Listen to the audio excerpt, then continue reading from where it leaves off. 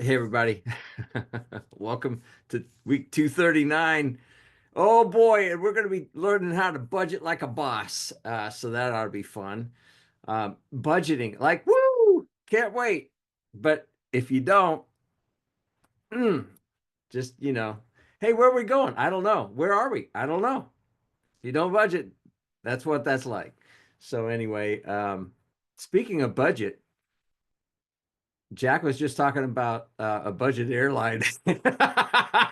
Anybody want to share any experiences on, Frontier or Allegiant or any of these other airlines? Just there are budget options. That's good, but It's one of those life experiences that you got to try. We're so spoiled with American Airlines. So, and like, all right, give it a shot, save a few $100s.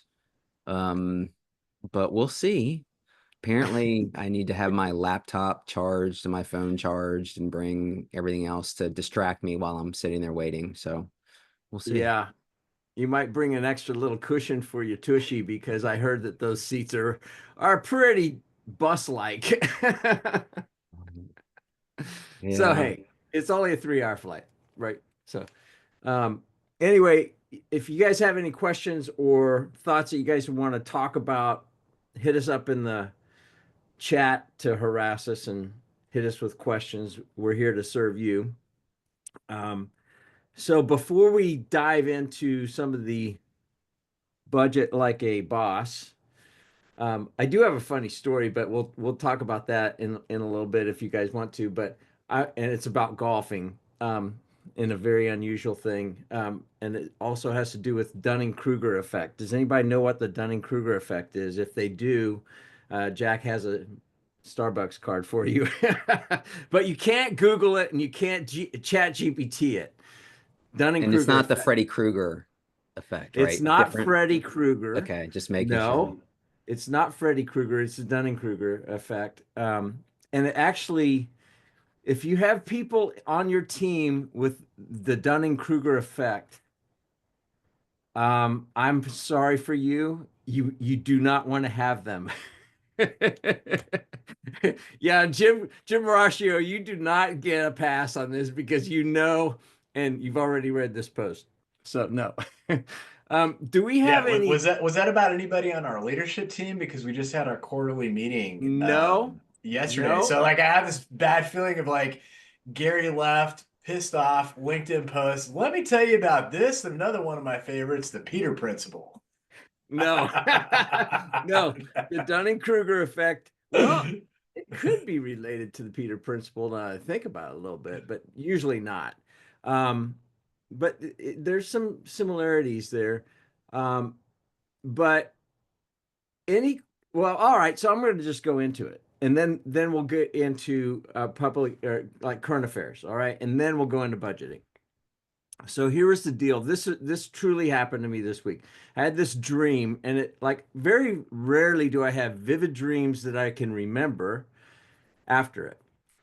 And so in this dream, my pledge brother, who's a very good golfer, asked me to join him for a round of golf in this humongous, think of like Nebraska Furniture Mart place, only with big high ceilings, but it's filled with priceless antiques, Waterford crystal, it's just like this menagerie of Tiffany lamps, just crazy.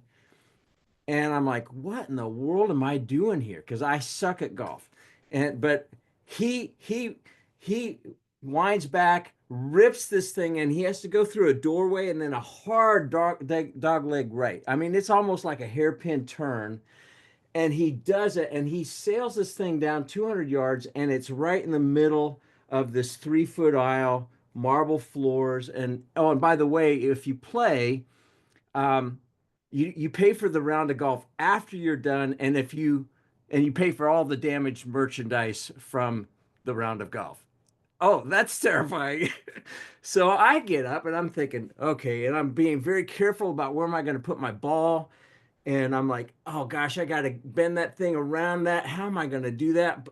Gary, you got this. You got this. Just fake it till you make it. So I kind of swing half-heartedly in the back, but I've got to put a hard spin on this thing to get this thing to go around the doorway. And I chunk it and it goes straight into the wall. It makes it through the doorway, but it hits the wall and then it bounces into this or by this big pot with a big palm tree and a big curio, and I'm like stuck. Like there's and I see Alan and the other guy that was playing with us way up there, and I'm like that fear. Oh my gosh, what am I doing? What am I doing? Well, and then I wake up and I'm like, oh gosh, that feeling when I got up to that T was Dunning-Kruger effect. And the Dunning-Kruger effect is an over inflated estimate of your ability. It's just the opposite of imposter syndrome. It's an overinflated view of yourself and your abilities. Well, that could be a dangerous thing, like, and yet the Dunning-Kruger effect, um, like if we have this overinflated view of our abilities, we're usually not cognizant of it. Everybody else around us is, but we're not cognizant. So this was not an issue for you, Adam, or for anybody on the leadership team with our Q1 offsite yesterday. It was good meeting. So anyway, Dunning-Kruger effect, Jim Marascio knows, but he got an unfair advantage because I shared with him. So for Uh, me, I have plenty of people around me that tell me when I'm overreaching or overestimating. So I don't have that. Well, if I have that problem, I know it. So you're in the moment. those are good people. They care about you. Yeah, They what's care funny about though, you have to give them permission to do that. I mean, I've had legal assistants who, have and paralegals who have said, hey, I wasn't sure. I'm like, you have my complete authority to tell me when I'm a dumbass or I missed something or this doesn't make sense because it's just not grammatically correct. And I'm like, okay. And usually they're right. There have been times that I've been right, but it hasn't inflated my ego. It's just that, okay, well, I've been doing this longer than them. So Well, and here's the tell like here's a bonus for you. If you can always tell, this is 100% certainty if somebody had Dunning-Kruger effect, and it's on their tombstone and it says, "Hold my beer, watch this." 100% of the time, Dunning-Kruger. All right, so enough of that. Let's move to, hey, current events. Anything, I mean, we got a big thing happening on Monday, if the world makes it that far. Um, any other things that besides that? So on the Corporate Transparency Act, it has gotten up to the Supreme Court. I think it's Judge Alito that has it to decide whether or not, and it's not to decide the merits of the statute. It is to decide whether or not the pause should stay in effect or should it be reversed.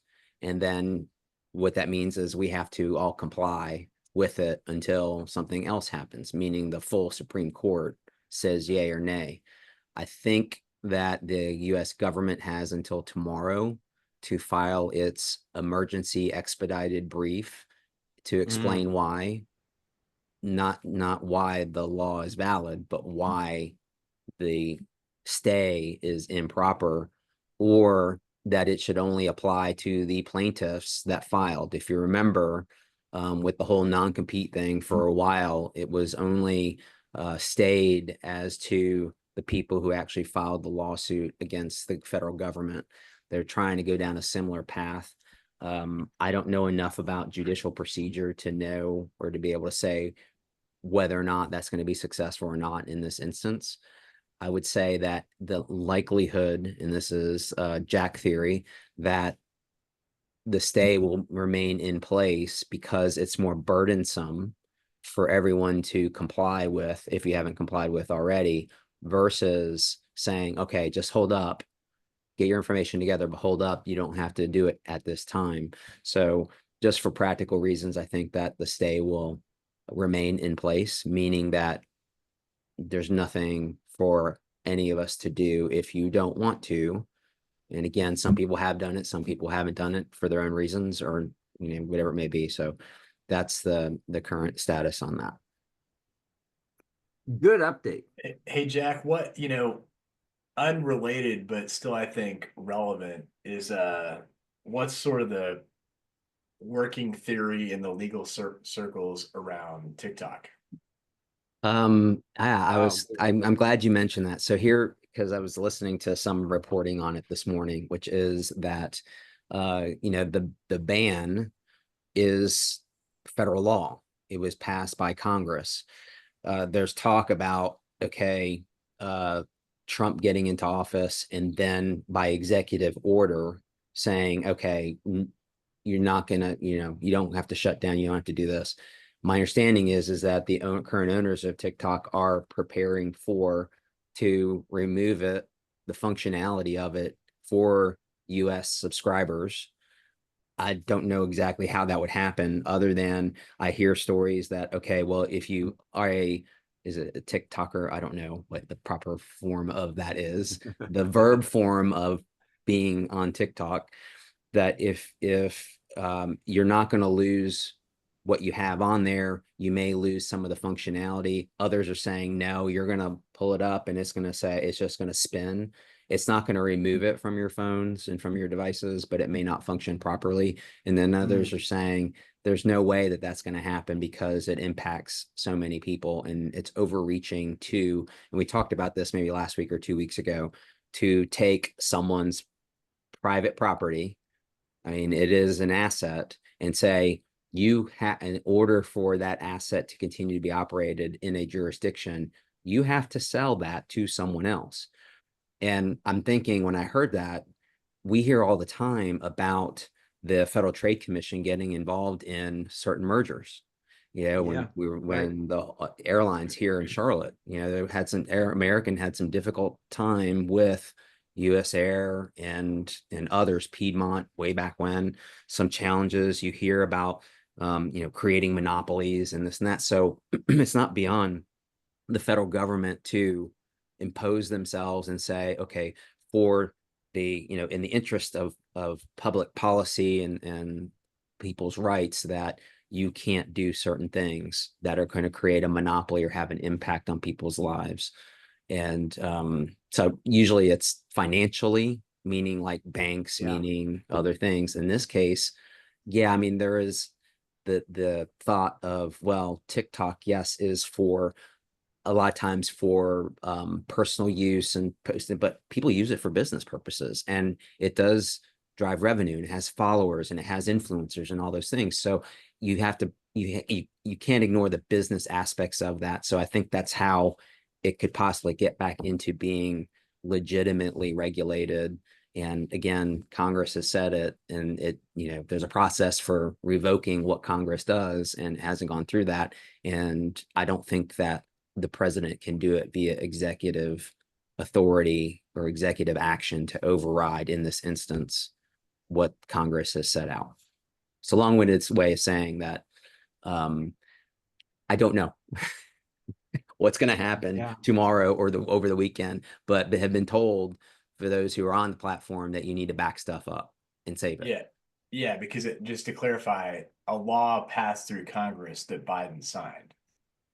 Yes. Yeah, this was not like the Biden administration saying, hey, we're just going to do this. This was a law that passed through Congress that Biden subsequently signed, that would then have to be reversed, and you can't reverse it via executive order.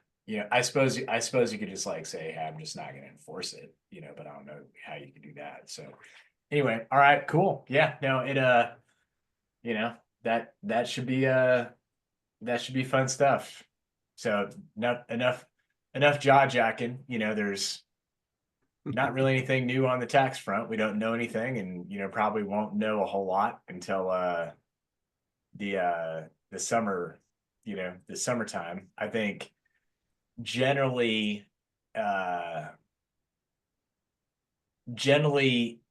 while bipartisan might be a stretch, there aren't too many people totally upset with the Treasury Secretary nominee.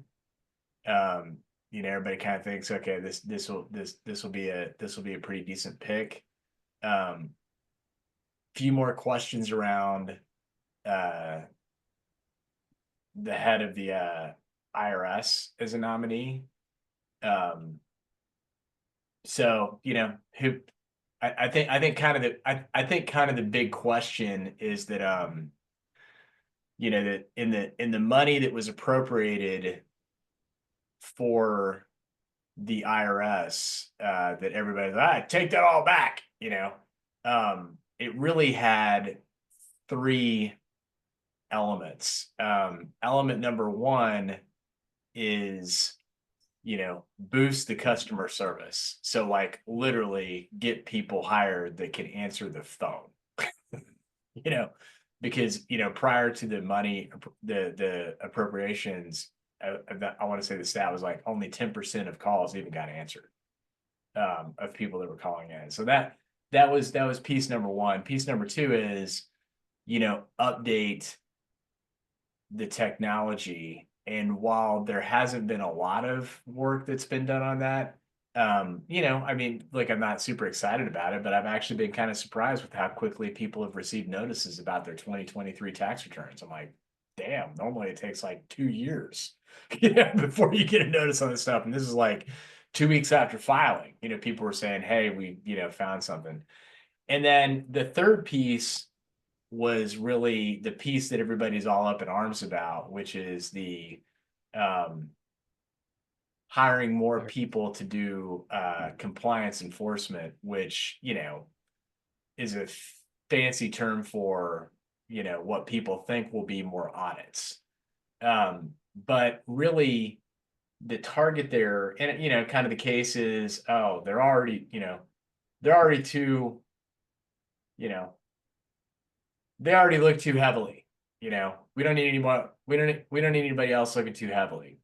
And I'll share my opinion on that here in a second, but the, you know, wave number one of the compliance, for all the people that are up in arms,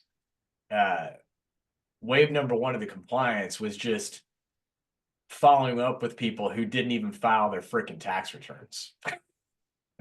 You know, and if you followed the data on that, that alone yielded billions. You know, so like the return on, you know, because IRS actually publishes like the return on salary dollar, you know, like, hey, we hired more people, this was the result. So you see what the return on the dollar is. And it was literally like one of the highest return on investments the IRS has ever made in the latest publication. Just follow, hey Gary, you didn't file your tax return, but we sort of have some information on you that says that maybe you made a few bucks, you know. So if you're not going to file it, we're going to file it for you and go ahead and take the money since you don't appear to be interested in paying us.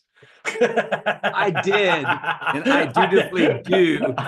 Just so you know. I'm just saying, like, just so we're clear with everybody, you know, that's what's called being too obtrusive. You know, in wave number one. Wave number two is just, you know, spending more time on people that are not, you know, not reporting.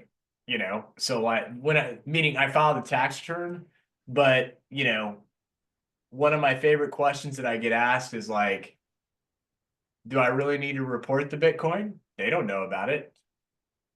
Which is the new way of saying the same thing as, hey, we have a lot of cash sales. Do I really have to report that? It's like, yes, idiot. So that's wave number two that they haven't really started on. So I just, you know, I think my general experience, and I'll be coming up on, you know, being in the accounting business for, I can't freaking believe this, but 30 years here, you know, pretty soon, and on my own for 20 of those.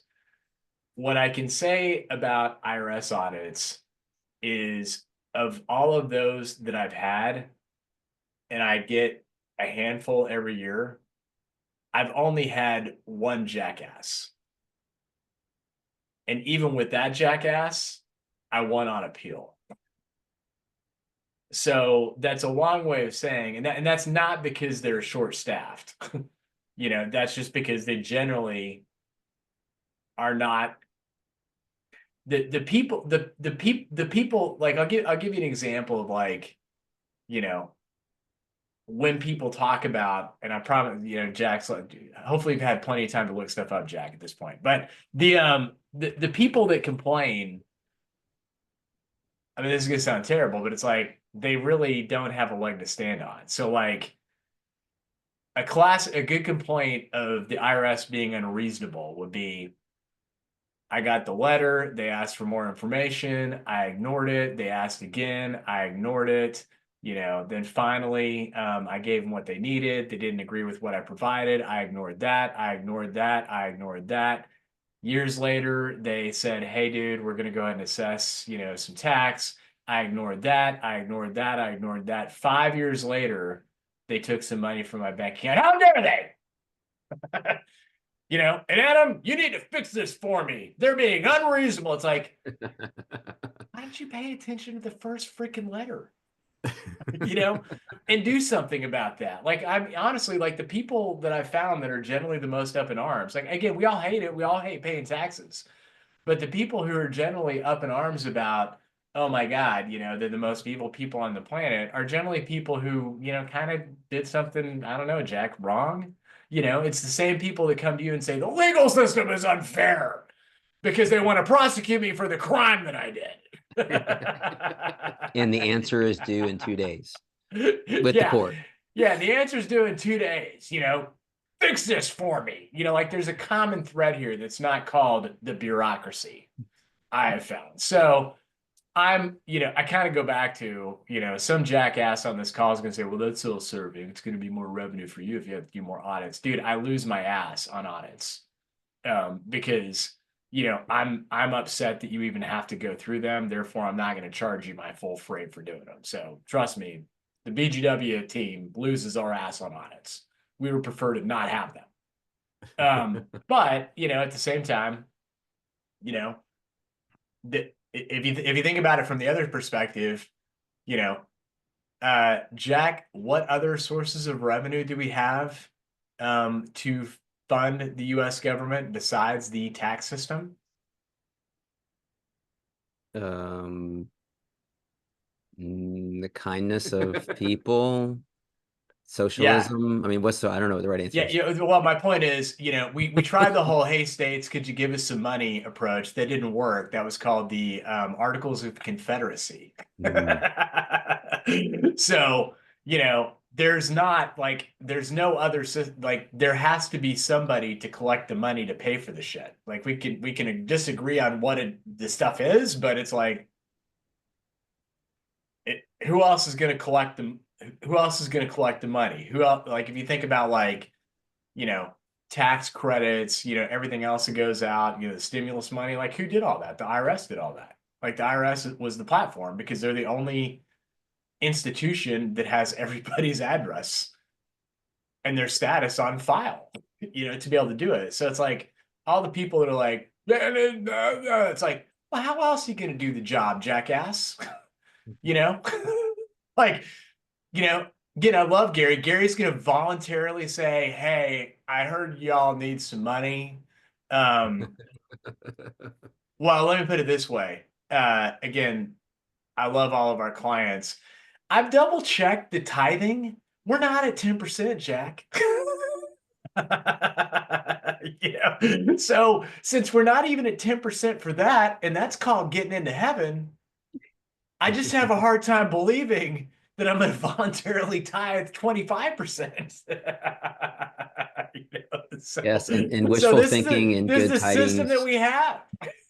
Wishful thinking and praying does not count as part of the 10%, just for point of clarification. Yeah, exactly. Yeah. I mean, I am relying on the deathbed confession myself, you know. But anyway. Or indulgences, paying in advance. You know, yeah, you know, yeah, just shoot over, convert to Catholicism, I'll be good.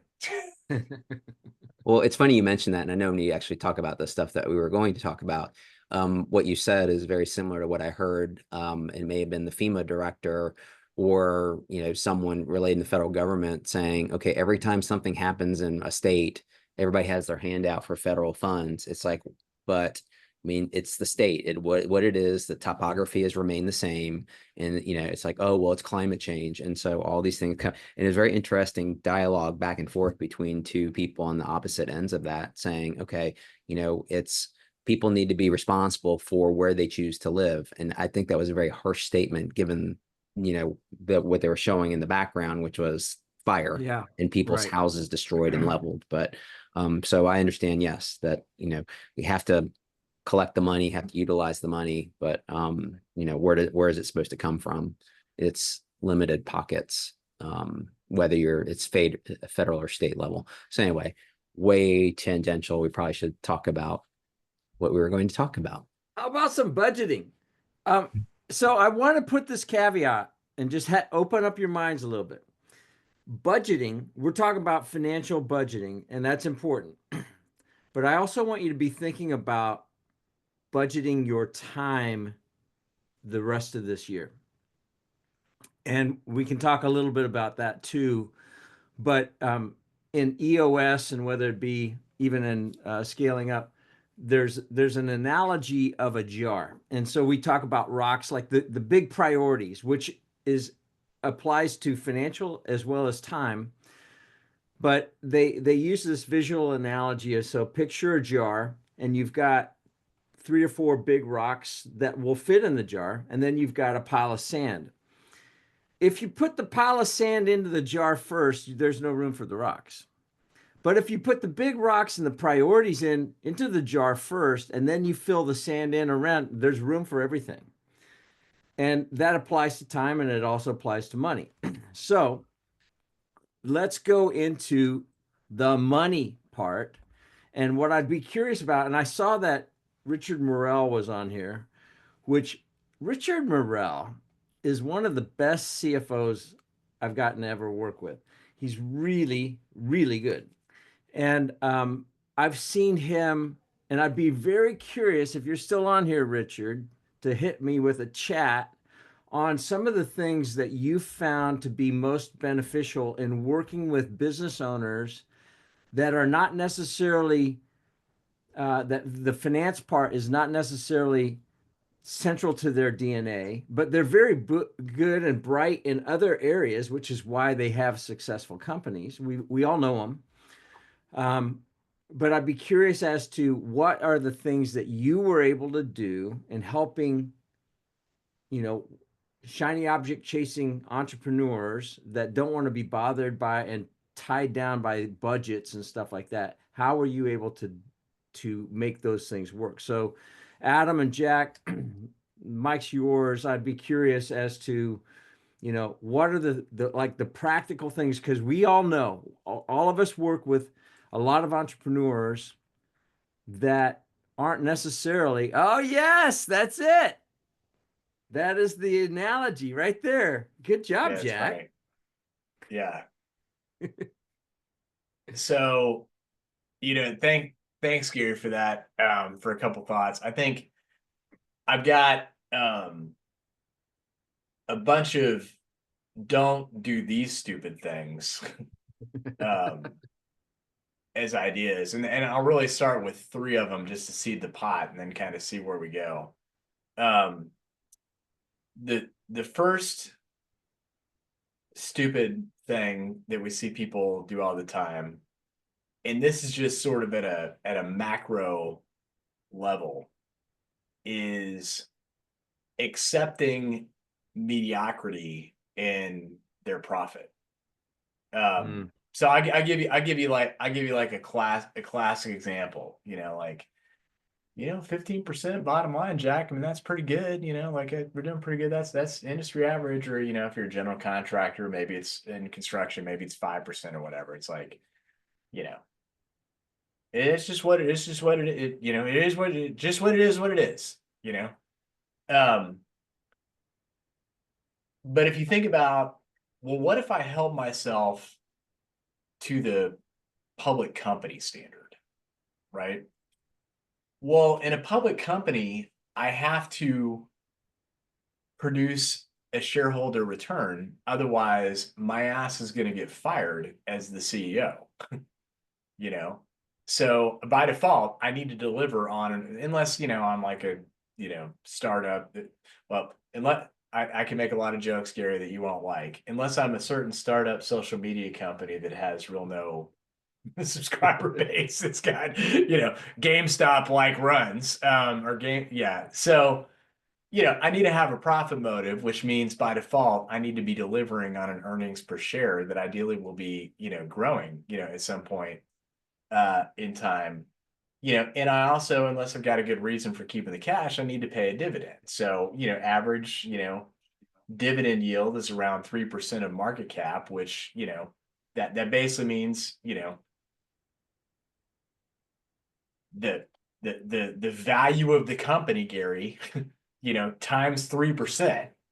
That's cash going out. That's not a tax deduction. So I had to earn the money, to be able to do that.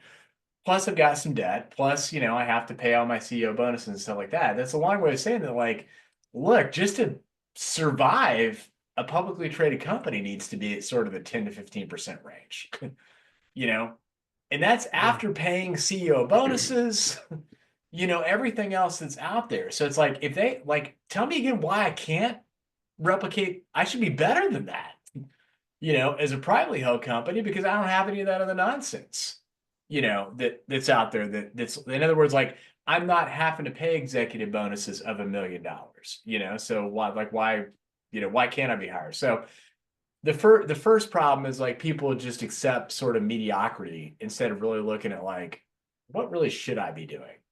The second problem that Adam, people, before you go on, the nickname for that is it's okay is not okay, right?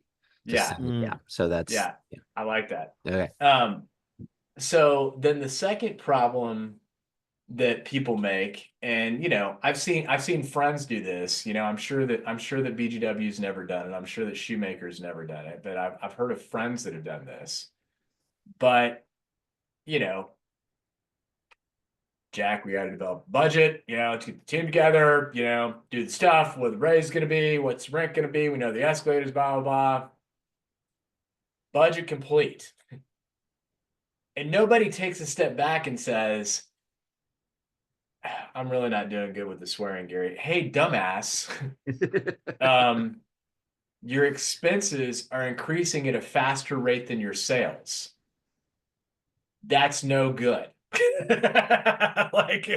like, why is that happening? So, like, let's slow down and say, I mean, shouldn't the ratio of sales to profit sort of remain constant? Like, why is it getting worse? There are suitable explanations as to why it would be worse, but they're rare. More often, it's because I was an idiot. And I didn't start from the premise of,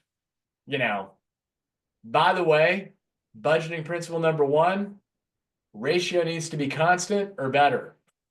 If you want it to be worse, we better be making the most spectacular investment that's going to be making it better for me to tolerate that, as a temporary item. So that's number 2. And then my third favorite is hey Jack, and I think Papa Joe hit on this a little bit, but hey Jack, we've got a reevaluated the sales compensation plan. We decided we're paying you too much money. Therefore we're gonna raise your quota by triple, and then we're just gonna lock that into the sales budget, for the year. So that's our forecast for the year, without any sort of like Jack input of like, is that even realistic? Like my favorite example was a buddy of mine, Tom, that worked in the medical diagnostic imaging business, and the company he worked for, their product sucked. And he's like, product sucks, and they just tripled my quota. It's like nobody wants our product. Like I can't sell a piece of crap. Resume out on LinkedIn, goes and finds a new job. It's like so I think not having, not being honest, with sales goal. So with that in mind, you all heard enough out of me. I'll shut up now. Those are really good. We have received some input, so you tickled some brains out there. So Joe, the problem is that most assume significant revenue growth is the end all, profitability is sacrificed. Oh man, have we seen that? A lot of times when you don't even know where you're at. And I did ask Richard to go ahead and just give me a little bit more background. So he did. So he says, in general, I say, hold on here. I've got to scroll it up here. You did write a lot here. Hold on. I cannot get this. All right. I'd say budget at a high level. Say budget at a high level. Do tracking and analysis at a detailed level. Don't waste 3 months every. Hold on. Zoom, why are you making my man? Let me punch this out. Here we go. Here we go. Don't waste 3 months every year planning how much you will spend on office supplies in September of 2028. If you really care about growing profit, don't set a fixed expense budget that prevents you from taking advantage of opportunities that may arise. Set a revenue growth budget and profit margin budget. Then build your KPIs. Hold on here. Yeah, you did write a lot, man, but this is really good. Uh, uh,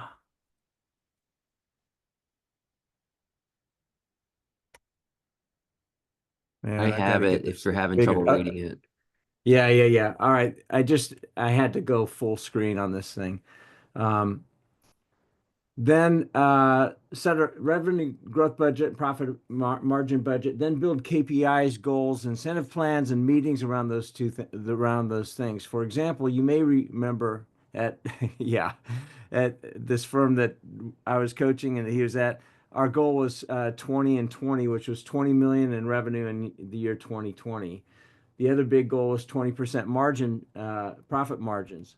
Then we built goals for our teams based on KPIs that we knew would get us to those goals. How many million linear feet of product that they were selling and how many thousands of acres of seeding, etc. We hit those goals, we hit our numbers, but that took tracking and analysis.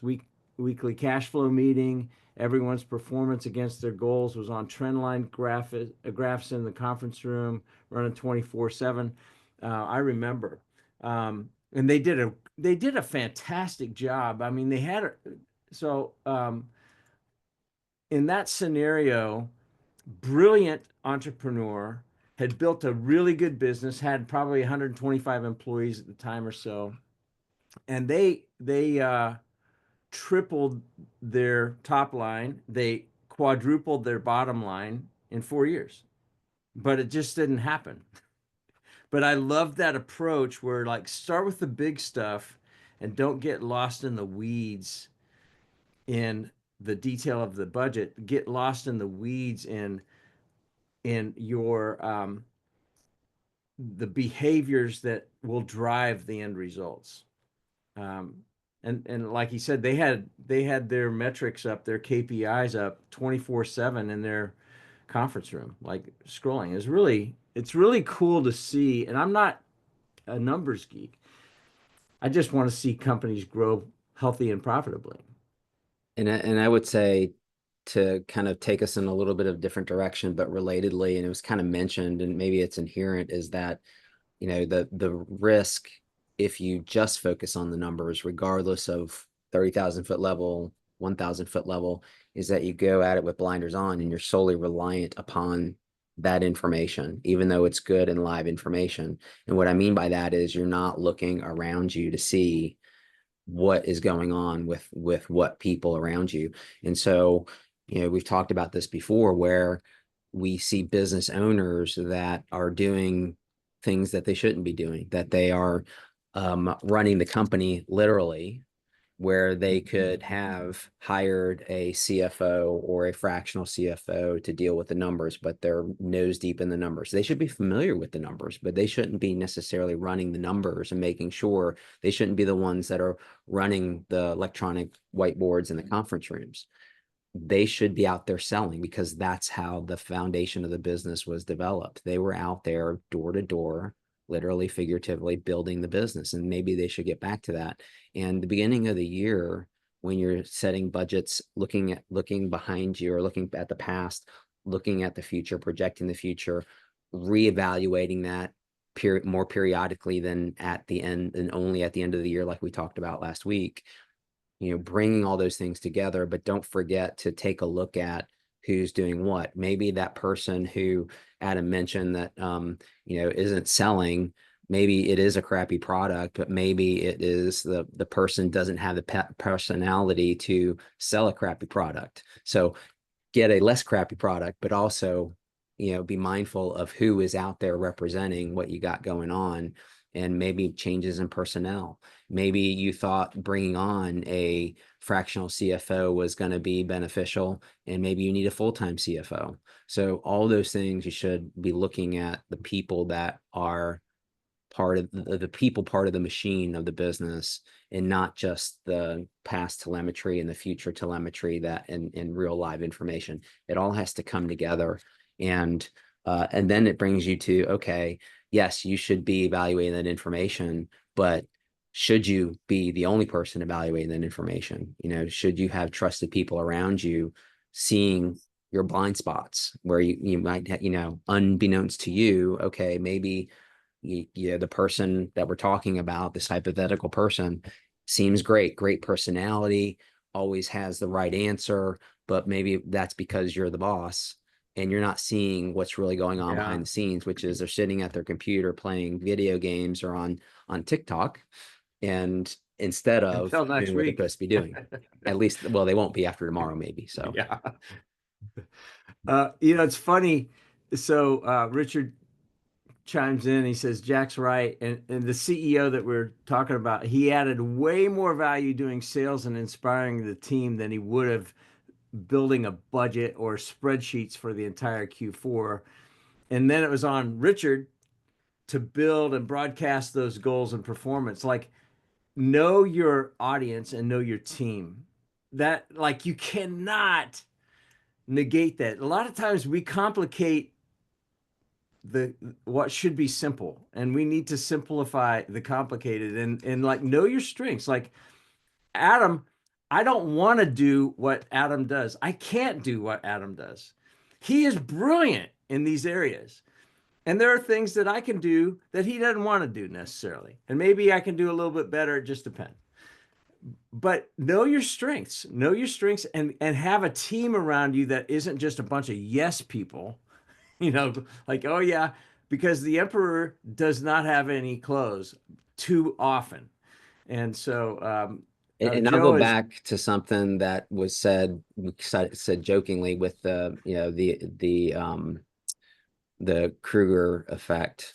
What's the name of it? Dunning-Kruger effect. Dunning-Kruger Yeah. effect.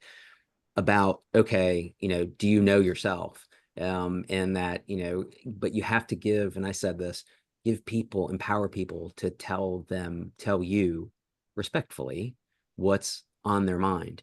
And if you don't feel comfortable with doing that, or you don't think that's going to work, put out a suggestion box that is anonymous, and that people can drop stuff into, and, and then have the office Mhm. manager look at it, who will not try to decipher whose handwriting it is, if it's in handwriting.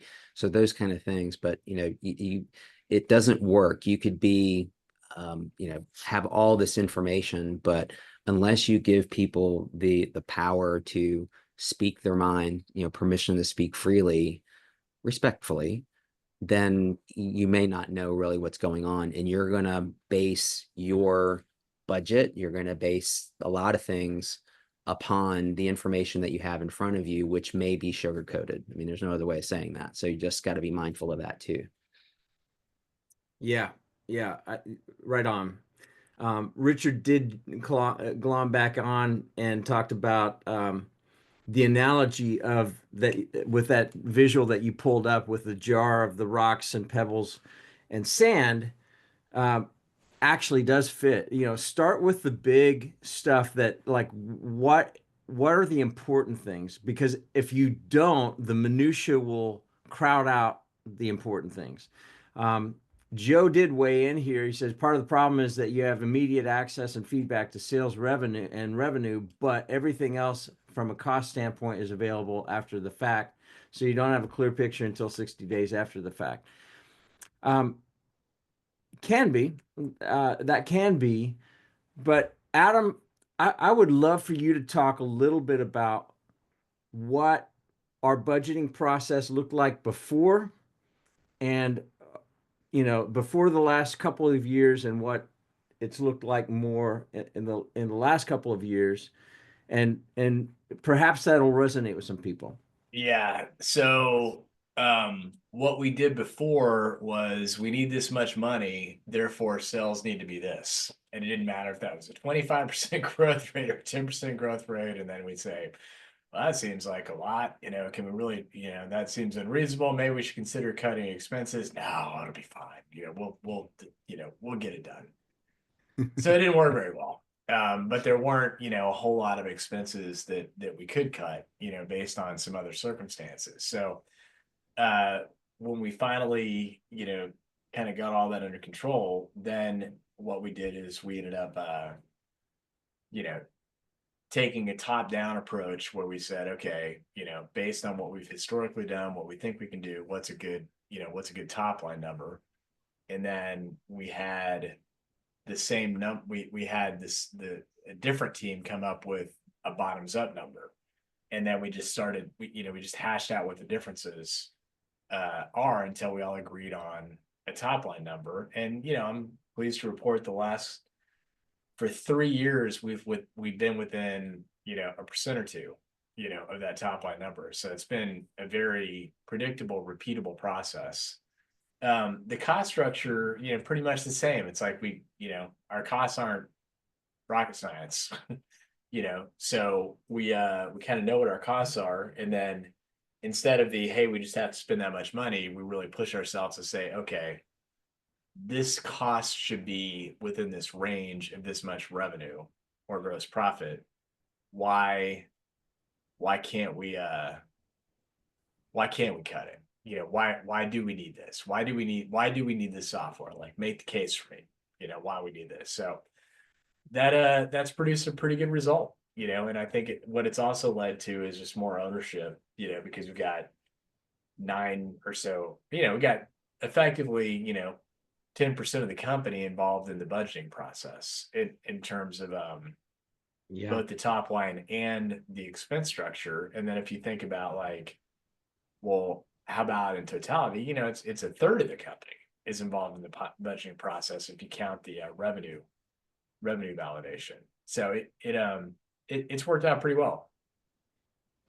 Yeah, and the other thing that I found interesting is, so Adam's a numbers guy and he's very good at it, and he didn't abdicate, but he delegated to the rest of the leadership team and said, you guys do it. And I don't think it was because he just didn't want it on his plate. I think he truly wanted ownership from the rest of us, and that was a big deal.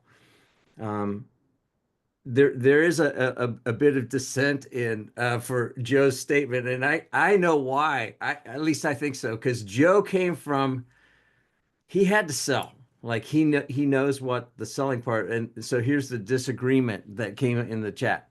I kind of disagree with Joe. You can't always control sales and revenue, but you almost always can control expenses. You can predict expenses because you control them. That's coming from somebody who's a CFO. So you need both. And here's an interesting tangential perspective on that. And I would say for us here at Shoemaker, a lot of the focus was on increasing revenue. And even though we looked at profitability, we really should have paid more attention to that. And what I mean Mm. by that is when someone brings in, an individual attorney brings in millions of dollars of revenue, collections, not just billings, but collections, what is the cost associated with bringing that in? Obviously, the cost is the overhead for the attorney, what you pay the attorney as compensation and other things. But then you add into, okay, well, there's 4 associates working under him or her. Then you have paralegals, then you have this, and then you have other things that are not directly under this individual's column, but should be interpolated into what it costs for this individual professional to run their business. And a lot of times what we see is, okay, well, how is this person doing? This person's being compensated this. Well, is that really related to profitability, or is that related to gross revenue or some adjusted gross revenue that this person brings in minus direct costs for that individual?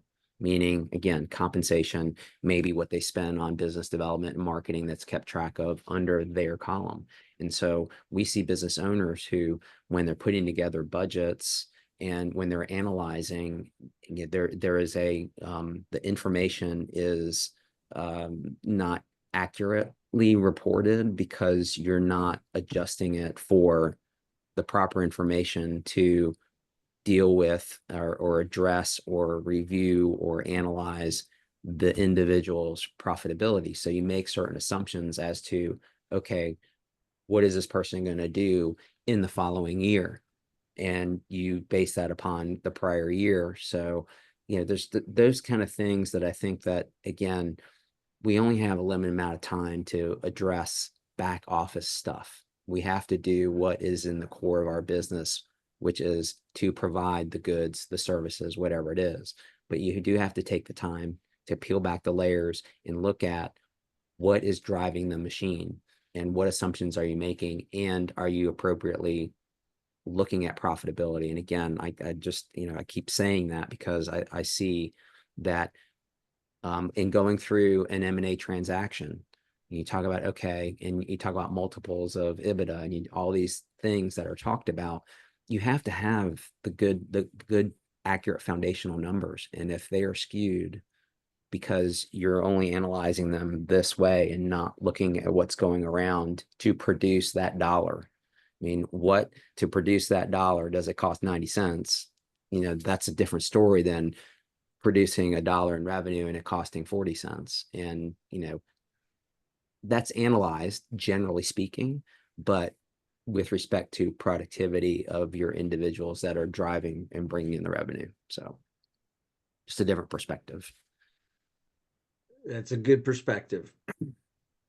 I'm thinking about, because I see a lot of the folks that are on this call and not anybody that's watching it on YouTube yet. So, but somebody out there might be wondering, but yeah, that's great, but I don't have a CFO. It's just I've got a small skeleton crew, and we're trying to make it happen every day, doing the best that we can. Um, there are options available to you. You don't, and just because you have a CFO doesn't mean that they're a good one. I've had good ones and I've had bad ones. And the good ones are worth every penny, and they're usually a lot more expensive than the bad ones that you got, at Joe's bargain basement. You kind of usually get what you pay for, but there are alternatives available, especially in today, that probably weren't as available as much 30 years ago, at least, 40 years ago. Yeah, when I was running my first one, but and that's a fractional CFO.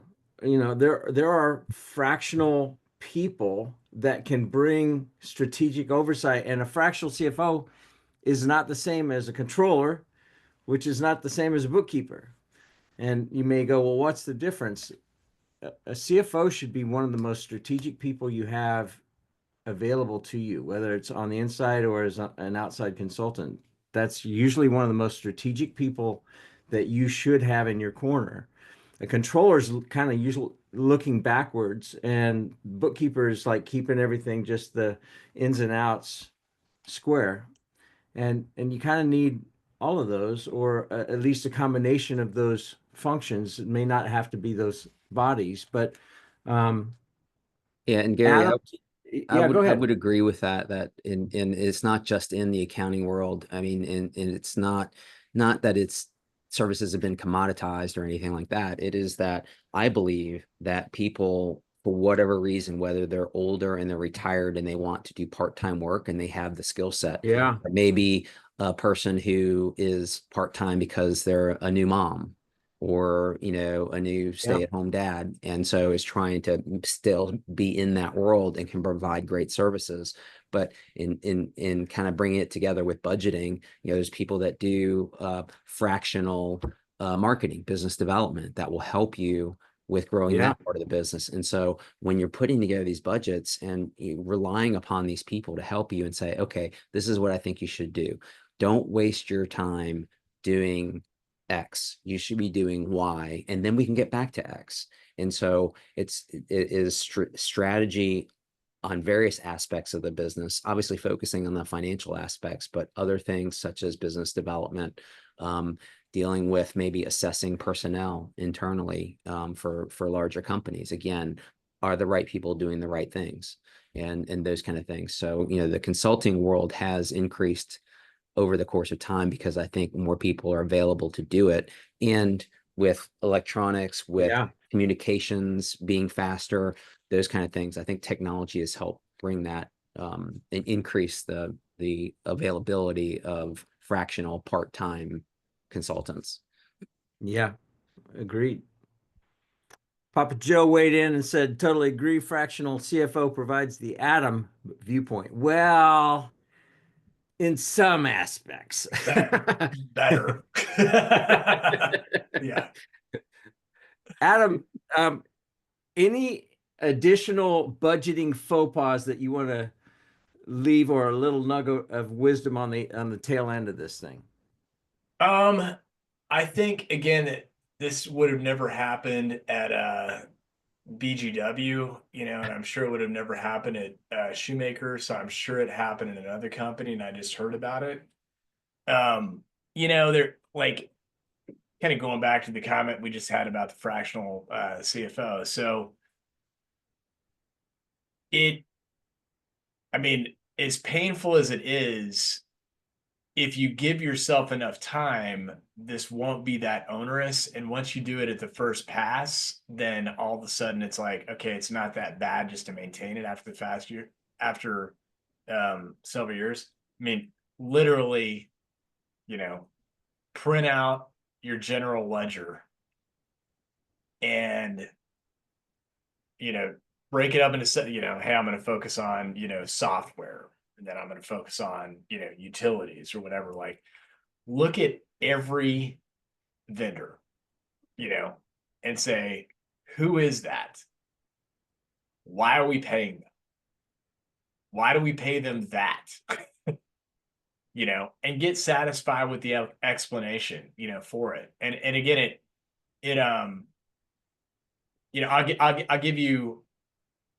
I'll give you two real world examples, from our own case, is that it took this kind of analysis to uncover, what are we doing? So, the way that we get our work in is that, we get an accounting file from somebody. And, a lot of our clients use QuickBooks as their accounting package. Well, some of our clients don't like to upgrade their QuickBooks file, even though QuickBooks is ending its life. Like you can't even buy the desktop version anymore. Everybody's going to have to go to online. So we were paying for an IT company to maintain like 2000. This is in 2023, mind you, to maintain like QuickBooks 2016 for the one client that wouldn't upgrade. So we're paying $1,000 for the one client that wouldn't upgrade versus saying, dude, we'll pay you the $250 to upgrade the freaking file.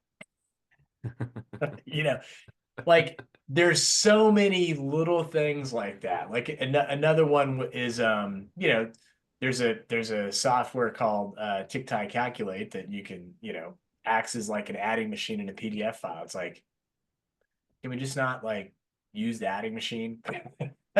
You know, like use the calculator that's now on everybody's computer, you know, instead of paying for one person, you know. We had, you know, 10 licenses of this thing. One person was actively using it, and she wasn't even actively using it that much, you know. So it's like, it's stupid stuff like that. Like just going through and saying, do I really need that? You know, I think what you find is that, you know, after you make a first pass through, it's like you can, you know, it's a lot of little knife wounds, but I mean, those knife wounds add up to like hundreds of thousands of dollars, you know, depending on your company size. And I know we have to go, but I will say also I agree with that and renegotiating contracts because you know it's the evergreen contracts that will renew and it you know they'll add 10% to the rate and you're like okay, but you know that doesn't mean you have to go with that. It's kind of like you know every time every 6 months now every year I need to negotiate with XM to get a reasonable rate for my car radios, and they finally have gotten smart and said okay, we're going to keep the rate here unless we tell you otherwise. Which is fair because they will only increase it in increments versus launching it up to here and then me having to fight to get it back down to here. So, so relook at those contracts that automatically renew to you know, and looking at your general ledger is probably a good way of starting that review process. Sorry for going over. So, for anybody, yeah, and Richard, thank you for giving us some additional stuff, but we gotta go. So anybody that came on late will be up on the BGW CPA YouTube channel as well as the Shoemaker YouTube channel later on this afternoon. Next week, this is what we're probably going to be talking about. Everything to expect from the Trump strategy for year one of his presidency, second round.